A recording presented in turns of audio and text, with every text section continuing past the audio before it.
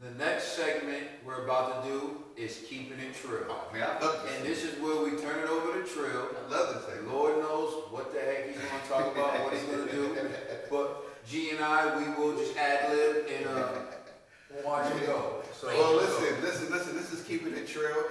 All I do is go over other fights that might have happened during the week that people probably would have missed. Last weekend we told y'all about a fight that was happening on Friday with Zab Judah. Let's just say I would like to send Zab Judah off. You did a lot. You was actually one of my favorite fighters. it's true. Yeah, it really is. Pray for him. He's in the hospital right now. Yeah. Zab Judah is giving a lot to the sport. 6-time world champion. Different weight classes. He was amazing at 140, amazing at 147 also, amazing at 135. The heart of Brooklyn. Everybody loves him in Brooklyn. He took a terrible loss, a terrible beating, and I heard he's in the hospital. He lost a 11th round stoppage. So just shout outs to Zab Judah for the enjoyment of watching you box. Hey, I'm a fan, always will be a fan. And you are a Hall of Famer in my book. And should be in everybody's book. And to the other fight, there's other fights that took place. Yo, Zab, bless up. Bless up. There's other fights that He's in took the hospital. I'm not going to say anything. We'll talk about his Hall of Fame status later. The next fight that took place was a war that took place. Saturday was Oscar Valdez and Jason Sanchez. They fought 130 for the WBO belt. And if y'all didn't see that, I think y'all should go watch that fight. It was definitely a back and forth fight. Oscar Valdez, he got the decision and plans on fighting Carl Frampton next. And that was basically my wrap up. Wait, man. You came at me. Oh, yeah. With your pound for pound list. That was next. Now you about to wrap up. No, that was wrapping up. I was wrapping up basically Okay. telling everybody the recap Okay, right. of this week. Now, back to something that I've been very passionate about. I want you, the viewers, I want y'all to comment and tell me what y'all think is y'all top 10 fighters right now, or who you think is the top 10 fighters in the game. And I want my co-host also, and the cameraman, Ned, say hi to the people. What up, world? That's Ned, the cameraman. That's my guy. And I want him, and I want everybody to do your homework and put your top 10 list together. All right? I got mine. I'm going to just start it off like this. I have Canelo, Crawford, Spence, Pacquiao. I have Carissa Shields. I have Lomachenko, and excuse me if I don't get this man's name right, Alexander Yusuf, and I have Naoya Inu from Japan, and I have Triple G and Wilder. Okay, that's my top 10, but I also got 5 honorable mentions, which is Danny Garcia, Mikey Garcia, Keith Thurman, Tyson Fury, and Leo Santa Cruz. So, if you people disagree with my list, or you have your own list, you know what I'm saying, please tell me about it, and next week we'll talk about it on Keepin It Tril. Well, Keepin It Tril is about to get hijacked for 1 second. Okay? Because I figured it would be a good time to address something in the comment section. So, Tril, there was a comment that said we were tripping because we thought Danny Garcia beat Keith Thurman. Oh, yes. Did you see that comment? I seen that comment. What are your thoughts on that, man? Okay, well, I just say like this. Okay, if we watching boxing, okay, have you ever watched the De La Hoya and Trinidad fight? I just want you to go watch that fight. Then I want you to watch the Danny Garcia Thurman fight. Don't even go there. Watch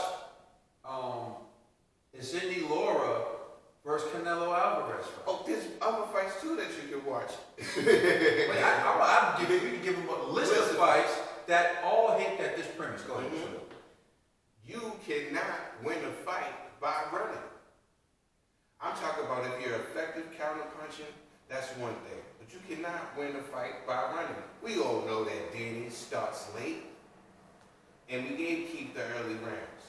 But then it came to a point where there was some swing rounds. And also, forget all that. Keith Thurman was awarded the victory. But Keith Thurman has been a different fighter since he has fought Danny Garcia. Not only that, Sean Porter has been a different fighter since he fought Danny Garcia.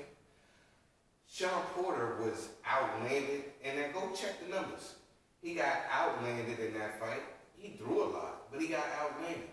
He's left that ring with a hematoma. We've never seen Sean leave the ring looking like that before. He landed 46% of his power punches. If you go look at both fighters after they fought Danny I Garcia, agree with y'all, being honest. Hold I'm on. sorry, man. look at both fighters after they fought Danny Garcia. They haven't been the same. But G, tell me what you think. After both fighters, have they been the same? I agree with that. However, watching the Garcia Thurman fight, I'll be honest, I had a 115, 113 in favor of Thurman. And the reason why, there's a number of reasons, but Danny didn't throw enough, for one. And then two, when you looked at Danny's corner, look at Angel. Like, you could hear Angel every round, like, throw punches. And then to the point where he was telling them, yo, you're losing. You know what I'm saying? Angel himself said he was losing. I have to be honest, like, you know, Danny, the problem with Danny is too flat-footed, right? And I agree. Thurman at the end was like running. I wouldn't say he was running in like the beginning and middle round, but at the end he was running. It was like, yo, clear that he didn't want to exchange with Danny. But I think the reason why, because he knew he secured the bag. You know what I'm saying? And so, like, I get what y'all are saying. Like, to me, that's a coward's way out. As a champ, you shouldn't be doing that. However, yo, if it's a point system and you know you won by points, why the fuck would you exchange with a dangerous dude? Even watching, excuse me, don't mean to cut you off, even watching that fight and scoring it over and over again, the most I can give it was a draw. Because you got to look at it, these are both champions, right? I agree.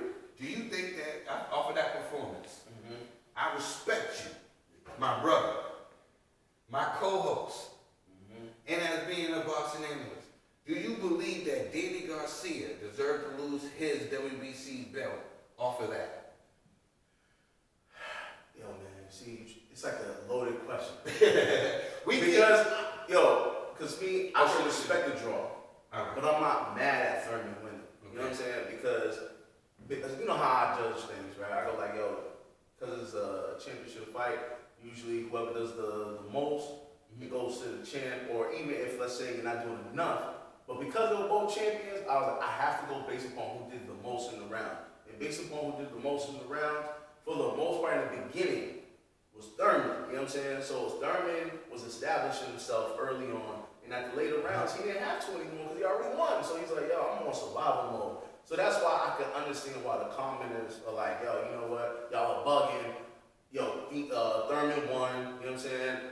I can lean like towards the Thurman side, because I thought the same thing, you know what I'm saying? But I could also respect the draw. I think it should be a draw because both of them were champions. However, if you have to pick one, I'm going to go with Thurman. So if I can just get a second, Mike. When De La Hoya fought Trinidad, he was the golden boy. He was the biggest star in boxing at the time. And he ran from Trinidad the last 4 rounds, and it cost him the fight. Yeah, people were shocked when they win. Tito was shocked when he won because he thought, I'm fighting the golden boy and they're going to give it to him. When Tito won, he was shocked. Everyone was shocked. People were shocked and upset. In America, you know who wasn't upset? Mexico. They called him Chicken De La Hoya in Mexico. In Mexico, they know what was up. They were like, he ran. They called him Chicken De La Hoya. Okay? In Thurman fighting Danny Garcia landed a vicious body shot on him, and he started running.